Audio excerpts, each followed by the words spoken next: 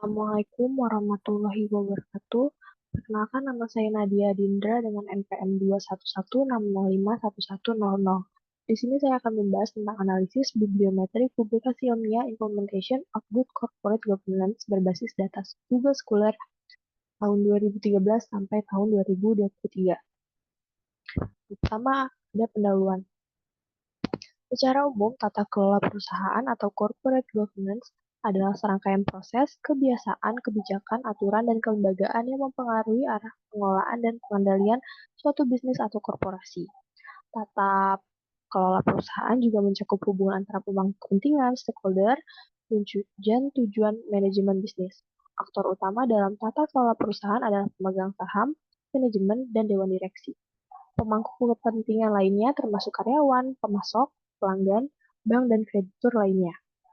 Terdapat prinsip-prinsip GCG, yaitu transparansi, akuntabilitas, responsibilitas, independensi, kewajaran, dan kesetaraan. Penelitian-penelitian pada bidang good corporate governance dapat dijadikan sebagai rujukan, evaluasi, dan pengembangan GCG di waktu mendatang. Oleh karena itu, dalam artikel ini peneliti melakukan upaya analisis bibliometrik untuk mengetahui secara kuantitatif melalui publikasi ilmiah. Istilah bibliometrik sendiri diperkenalkan oleh Pritchard pada tahun 1969 untuk studi kuantitatif. Menurut Sulistyo Basuki, adanya bibliometrik memberikan manfaat, yaitu dapat menjelaskan proses komunikasi tertulis, arah pengembangan sarana deskriptif, perhitungan, dan analisis berbagai faset komunikasi. Selain itu, bidang kajian bibliometrik dapat menjelaskan besaran dan keunggulan suatu bidang ilmu yang berkaitan dengan lembaga pendidikan dan pengaplikasian beberapa teori, misalnya seperti analisis kepengarangan, analisis sitiran, dan lain-lain. Analisis bibliometrik merupakan metode yang dapat digunakan dalam rangka menganalisis data bibliografi yang diperoleh dari berbagai literatur seperti artikel, jurnal, dan lain-lain. Di dalam penelitian ini, peneliti menggunakan dataset dari Google Scholar. Dengan demikian, peneliti berupaya melakukan kajian pemetaan bibliometrik dengan penelitian GCG dari tahun 2013 sampai 2023 berbasis dari Google Scholar. Penelitian mengenai analisis bibliometrik berkaitan dengan GCG diharapkan dapat memberikan kontribusi dalam perkembangan ilmu pengetahuan sebagai bentuk kemajuan peradaban manusia. Selanjutnya ada metode. Penelitian yang dilakukan peneliti menggunakan deskriptif, kuantitatif, dan pendekatan bibliometrik. Sumber data penelitian adalah publikasi ilmiah mengenai GCG, alasan pemilihan database Google Scholar mendapatkan rujukan ilmiah seperti jurnal, dan publikasi ilmiah yang tentunya sudah tervalidasi kebenarannya. Populasi yang digunakan adalah publikasi ilmiah mengenai digital tentang GCG secara ilmiah dan terindeks Google Scholar. Lalu, sampel yang digunakan dalam penelitian ini adalah publikasi ilmiah tentang GCG yang telah terindeks Google Scholar terbit dari 10 tahun yang lalu, yaitu tahun 2013 sampai 2023. Ditemukan 994 dokumen, namun dalam penelitian ini hanya memasukkan 500 dokumen saja.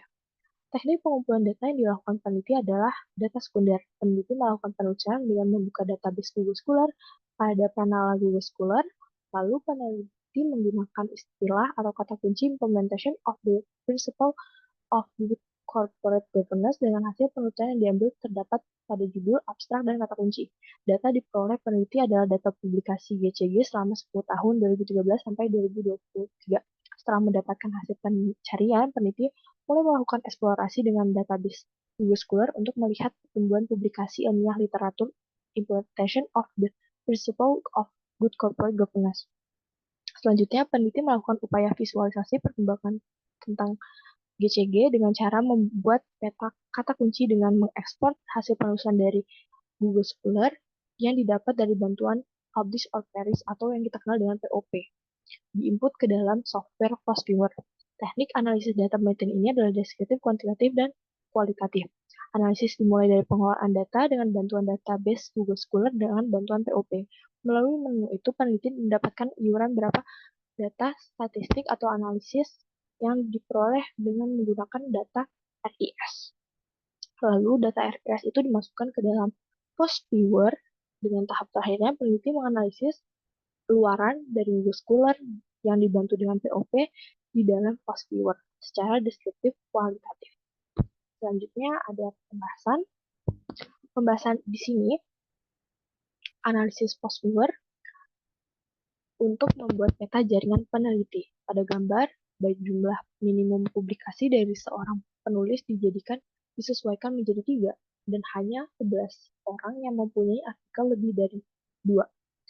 Demikian pula, setiap simpul mewakili seorang penulis dan ukuran simpul berkoordinasi positif dengan jumlah publikasi. Kedekatan kooperatif antara penulis tercermin oleh tautan. Berdasarkan visualisasi di jaringan pada gambar, mayoritas penulis produktif adalah peneliti independen dan belum melakukan kolaborasi. Hanya 2 penulis yang melakukan kolaborasi, yaitu Panwar A. dan Jane R. Selanjutnya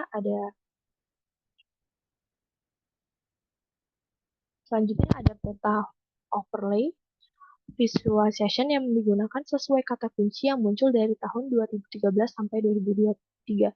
Dari warna yang ditunjukkan oleh peta tersebut menunjukkan publikasi tentang implementasi dari Good Corporate Governance yang semakin rendah ke tahun dan tinggi publikasi sekitaran tahun dari tahun 2014 sampai tahun 2020.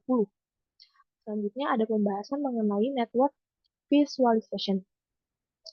Dapat dilihat dari data yang didapat, dalam bibliometrik kemunculan persamaan kata kunci penulis digunakan untuk mengungkapkan titik-titik penelitian dari disiplin tersebut. Analisa yang dilakukan menggunakan proxyword menghasilkan jaringan kata kunci implementasi GCG. Di sini jumlah minimum kata kunci yang muncul ditetapkan minimal 5 kali.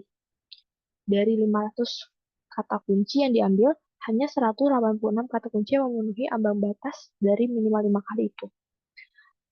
Kata kunci tersebut membentuk 9 klaster, seperti yang ditunjukkan oleh gambar.